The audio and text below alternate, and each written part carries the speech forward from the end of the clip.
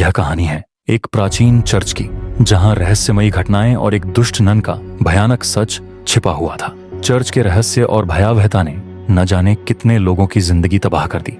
आज भी उस जगह को लोग रात में जाने से डरते हैं। यह कहानी सच्ची घटनाओं पर आधारित है और आपका दिल दहला देगी। गांव के किनारे स्थित यह चर्च करीब 200 साल पुराना था।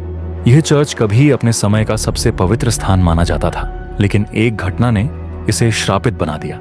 चर्च की एक नन, जिसे लोग सिस्टर एग्नेस कहते थे, रहस्यमय परिस्थितियों में मारी गई थी। लोग कहते हैं कि वह नन बुरी आत्माओं से जुड़ी हुई थी। उसकी मौत के बाद चर्च में अजीब घटनाएं होने लगीं।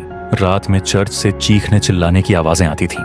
कई बार लोगों ने नन की छाया देखी, जो सफेद गाउन में खून से लथपथ थी। कहानी में प्रवेश करते हैं 4 कॉलेज के छात्र, आर्यन, प्रिया, समीर, काव्या। यह चारों हॉरर स्टोरीज के बड़े शौकीन थे। एक रात दोस्तों ने चर्च की दहशत भरी कहानियों को सुनने के बाद वहां जाने का फैसला किया। उनके लिए यह बस एक रोमांचक एडवेंचर था। समीर ने कहा, क्या हम सच में वहां जा रहे हैं? ये तो बस एक अफवाह होगी।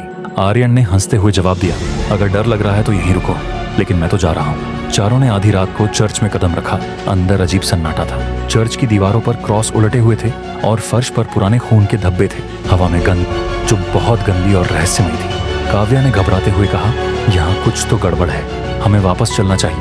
लेकिन आर्यन ने उसे मजाक में उड़ा दिया। तभी उन्हें चर्च के एक कोने से किसी के हंसने की आवाज आई। चारों ने टॉर्च की रोशनी उस तरफ घुमाई। एक पुरानी लकड़ी की कुर्सी अपने आप हिल रही थी।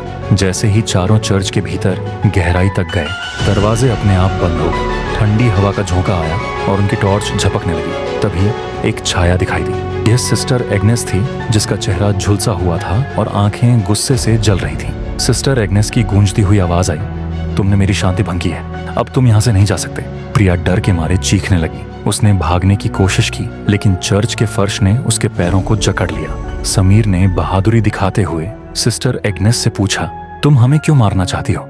सिस्टर ने क्रूर हंसी के साथ कहा, मैं किसी को भी यहाँ से जिंदा नहीं जाने देती। चारों ने मिलकर प्रार्थना करनी शुरू की। तभी चर्च की दीवारों पर लगी पेंटिंग्स में जान आ गई। यीशु की छवि से खून टपकने लगा। आर्यन को याद आया कि चर्च के पिछले हिस्से में एक गुप्त दरवाजा है। चारों ने अपनी जान बचाने के लिए वहां जाने का प्रयास किया, लेकिन सिस्टर एग्नेस ने उनका पीछा किया। गुप्त दरवाजे के पास पहुंचते ही उन्हें एक किताब मिली, जिसमें लिखा था, सिस्टर एग्नेस की आत्मा को मुक्त करने का तरीका। किताब के अनुसार उन्हें उस आत्मा को माफ करने के लिए प्रार्थना करनी थी। चारों ने किताब में लिखे निर्देशों का पालन किया और मिलकर प्रार्थना करने लगे। लेकिन सिस्टर एग्नेस ने प्रिया पर कब्जा कर लिया। वह जोर जोर से चिल्ला रही थी। अंत में प्रार्थना की शक्ति ने सिस्टर एग्नेस की आत्मा को कमजोर कर दिया। उसने दर्द भरी चीख के साथ कहा, मुझे माफ कर दो, और फिर वह गायब हो गई।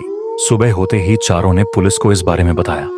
जांच के बाद पता चला कि सिस्टर एग्नेस को चर्च के एक पादरी ने धोखा दिया था और उसने आत्महत्या कर ली थी। उसकी आत्मा बदले की आग में जल रही थी। चर्च को बंद कर दिया गया, लेकिन आज भी वहां रात में अजीब घटनाएं होती हैं। ये कहानी हमें यह सिखाती है कि बुरी आत्माओं से छेड़छाड़ करना खतरनाक हो सकता है। कभी-कभी अज्ञात चीजों को उनके हाल पर छोड़ देना ही बेहतर है।